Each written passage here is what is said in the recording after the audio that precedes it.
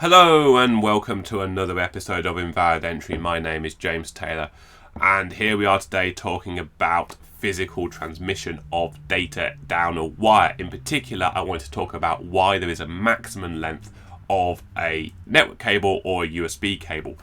And I went down the rabbit hole in this one. I started doing this like 2 weeks ago. I ended up calling my dad to help with some of the electrical maths involved because I got stuck in my head about how some of this worked. And some of this comes back to conversations I was having 20, 30 years ago where people told me things and I then struggled to find the formal definitions of those things. And I think it was partially that is because there's a difference between anecdotal and empirical making it work. Like if you're a linesman building a telegraph wire, you just want to know it actually works versus the theoretical physics side of it. You know, when you start getting your Feynman textbooks out and your Maxwell equations out and then working out what should and shouldn't be there. The reality is if you're trying to actually make a communication or a network between two computers, you care about what actually does and doesn't work, a little bit less about the quantum theory behind it. So there really was a rabbit hole I went down on this topic. It was a lot of fun for me, but then I came back to try and simulate it and then try and produce a video, and I had a lot of struggles getting to it, which was convincing. However, in trying to put this together to sort of talk about why there's a maximum length, I also discovered that people either didn't know or forgotten or just didn't care about some of the underlying technology and underlying architecture that we use in modern computing. So the first thing I wanted to show was the OSI model. I have talked about the OSI model before. The OSI model is that really fun theoretical thing which we learned at GCSE computing. You learn it at A level, I think you do it at degree level as well. And you don't really talk too much about it apart from there's these layers to computing. And it's not just for networks, it's also for other things as well, if I'm honest with you. I think this applies to computers in general, not just networking or communication devices. I say communication devices, USB counts in this matter in that there are USB covers multiple things. There's the physical linking of computer USB, then there's the virtual of USB as well. So at the top here we have applications, at the bottom we have physical things going across the wire. And this is super important that we separate it out and abstract it to application developers. If you go back, and we don't have to go back very far, but go back to my parents when they were writing code and computers with punch cards, because it wasn't that long ago, they were doing things like having to worry about where data was stored on the magnetic tape drives they had in there to store their data on. And that's really important to realize is that they were hindered in what they could write because they couldn't just import massive libraries. They couldn't just import OS functions and just say open this file. They actually had to manipulate the files by hand, or the structure of the drive by hand.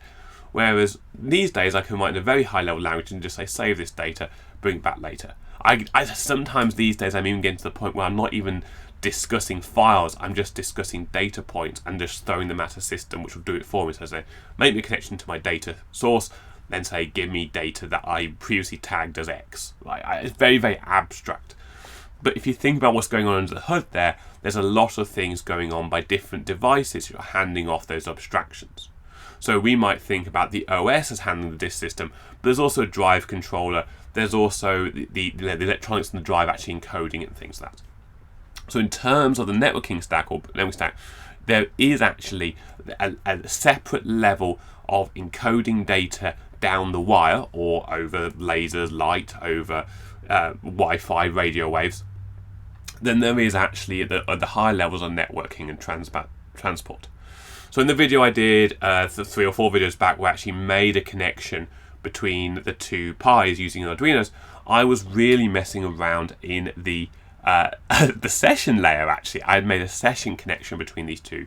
I wasn't worrying too much about subdividing the packets on these, so I had an IP connection, not actually I guess I may have had a transport layer connection, but I wasn't worrying about networking. I wasn't worrying about chopping those up into Ethernet packets or other types of packets that are other types of networking.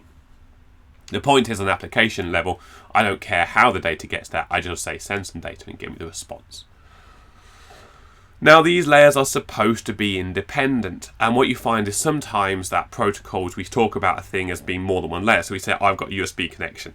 I don't worry too much about the fact there's actually 4 different specs. So I've got here, for example, the USB here spec as per Wikipedia is talking about things like device classes and how it all works together and protocols.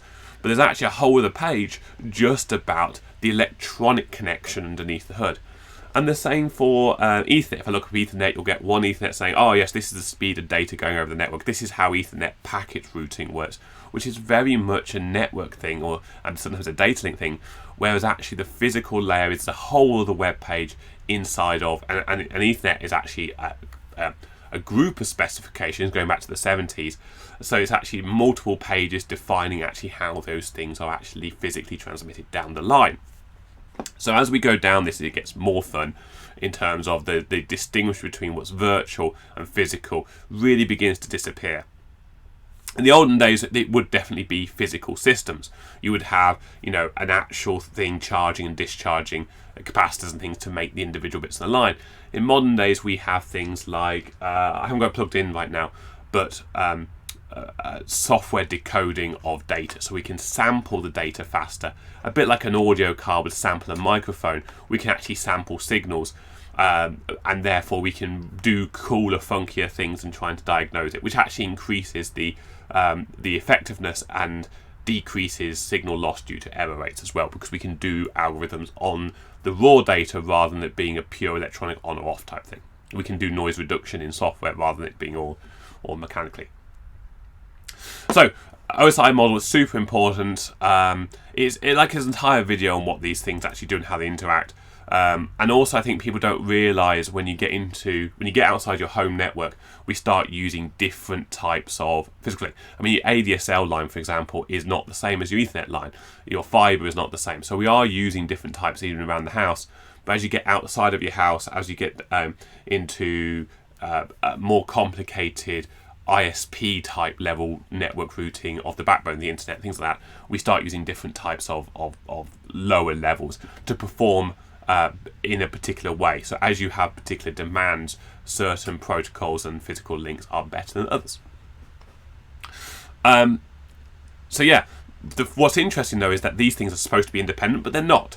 And the reason is that if you choose a particular physical transmission or a particular data link, that may lend itself more to one style of physical connection than another.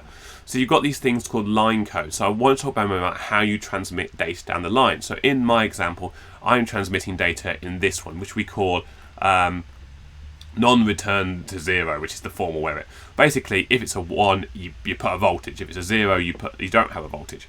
And I can sample this and go, yeah, in this time clock there is a 1 or there is a 0. And I showed that twisted pair is better for this than just a straight line because of noise and the rest of it. But you can also see there are other ways to transmit data, and one of the common ways, and the USB uses this, is it uses things like this differential Manchester or differential methods, where it's actually a naught is a transition from actually it's neither of these, it's actually more like a biphase. Uses a biphase. So a naught is a transition from a low to a high, or a high to a low for that matter. Yeah, I'm not sure which one USB actually is looking at this. Probably an inverse RZ. So it's not RZ, it's an inverse RZ. So a USB when it goes from high to low or low to high, that counts as a naught. And if it's a 1, it stays at that voltage. But USB has a nice thing where if you have six ones in a row, you add another flip in just so the clocks don't get out of sync. So there are some weird things in there as well.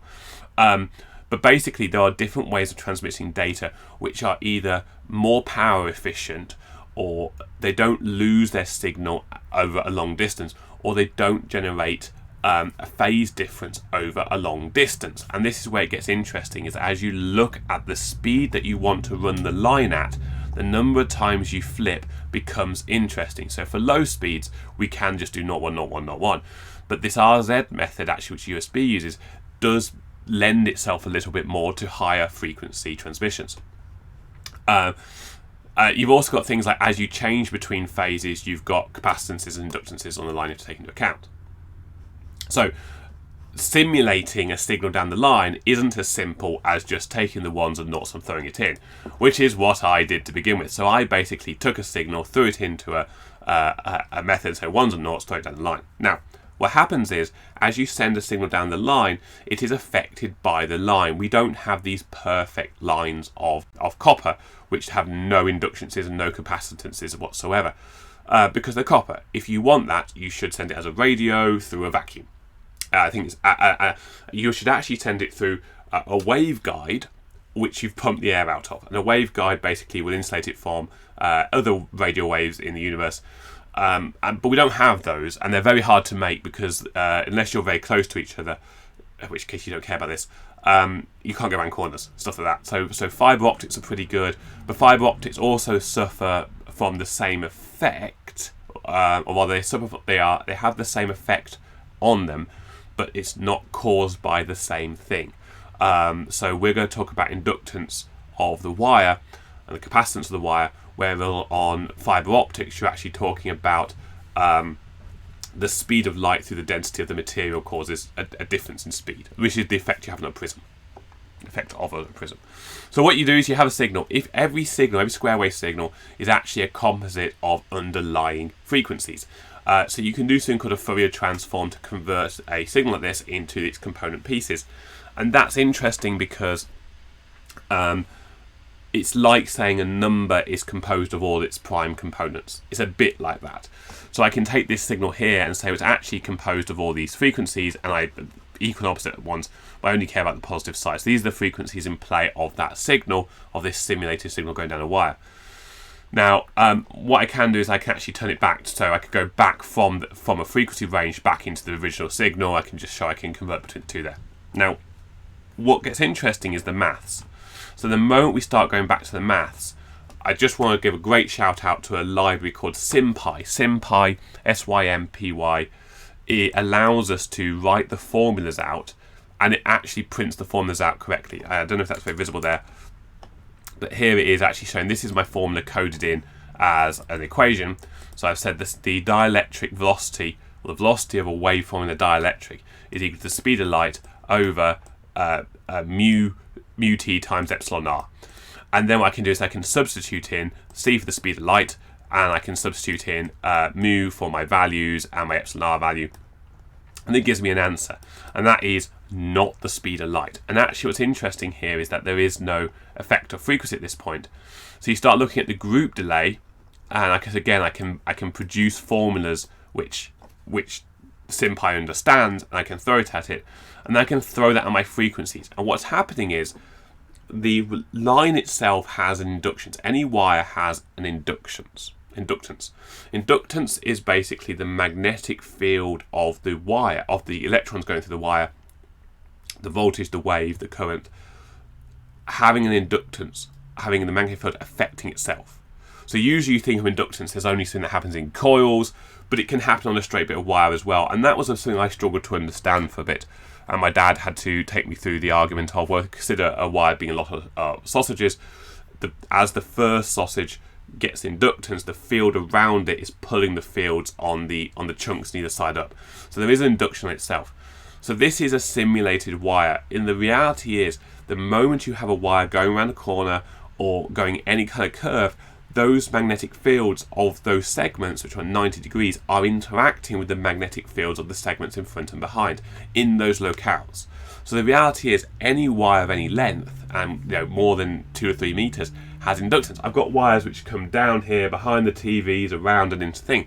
There's also metals, there's other things in play. So there's capacitances, there's magnetic fields which are affecting the conductance of my and inductance of my wire, which means that the frequencies of the wire are being affected.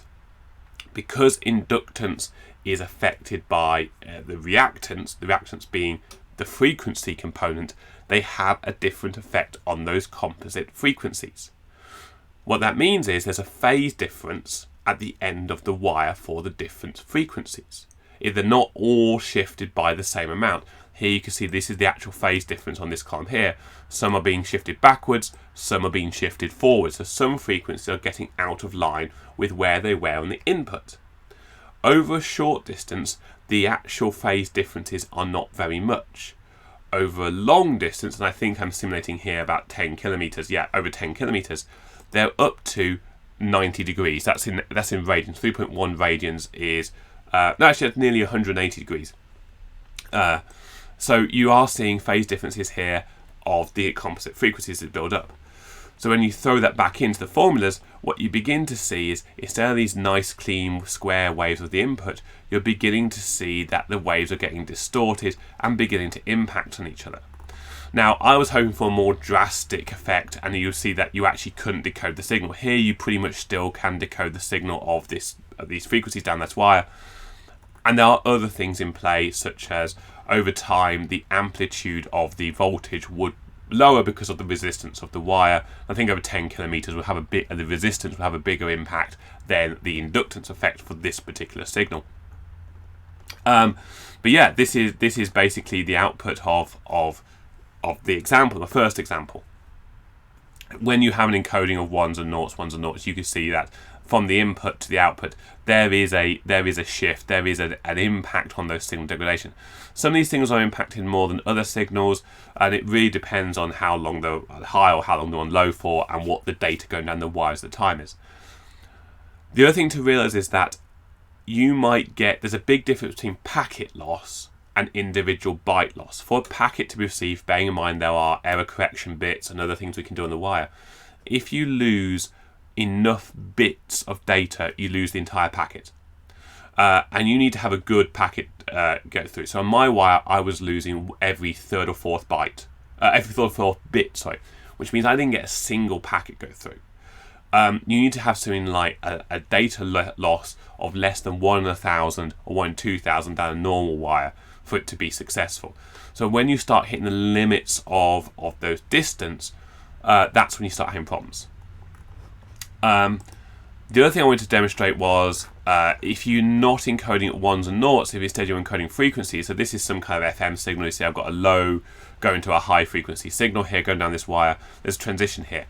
After it's gone down a wire of some considerable length, the transition point, because this has been shifted, been delayed effectively by a fraction of a second, like a nanoseconds, the actual transition between the low and the high begins to get interacted. So you begin to get weird signals in this section. And again, this can cause problems in electronics. This can be triggered as a false going to a low or false going to a high or something like that. You can have secondary harmonics being generated by these spikes. These spikes are happening a lot in the wave. You can generate harmonics. You can generate other electrical problems in your circuit. So part of me is very frustrated because this example here is not a perfect example of error caused by inductance over long distance, but I think it does demonstrate that it is a very real effect that does happen, especially on the individual bit highs. This could be a problem here where you're not being able to charge the capacitor properly at the other end, or you're not charging capacitance or whatever to measure the output correctly. But for me, what I learned an awful lot about was things like line codes, about lots of different ways of transmitting data down a wire, and those different methodologies have a different impact on the error rate on receiving data at the other end. But also it is so easy to be able to plug 4 or 5 wires together, either on Arduino, and say, use it as a serial port. Here's your clock, here's your check bits, here's your signal lines, and just do it, and just forget about all of these real clever, genius underlying methods and just stand on the shoulders of giants and get data transfer between 2 devices in a safe and secure and consistent manner. Anyway, that's all we've got time for this week. As a very, very quick shout out, we'll shout out again to Team Seas. Team Seas is the charity that we're trying to promote at the moment. They're going to try and remove £1 of trash for every $1 donated, and I say that for the Americans. If you're British and donate £1, they'll remove more than £1 of trash. So I think there's a real opportunity here for us Brits and the Canadians. I know I have some Canadians, and I think some Mexicans as well. If we donate, we're able to clean up the seas. Alongside that, the things we can do at home about reducing plastic waste. And I know we're trying to do our best in the Taylor household to really change our lifestyles, buy more sustainable goods, eat more sustainably as well, we're having a lot more different proteins, bean meals, lentils, things like that. So yeah, Team C is a great charity. They're currently doing, let's have a quick update. They're currently aiming for those raise $30 million, and they've currently got, it's loading, $13 million raised, £13,539,000 of trash they're going to remove. If you want to know more about that, go to teamseas.org, and yeah, I hope to see you all in the next episode. Thank you.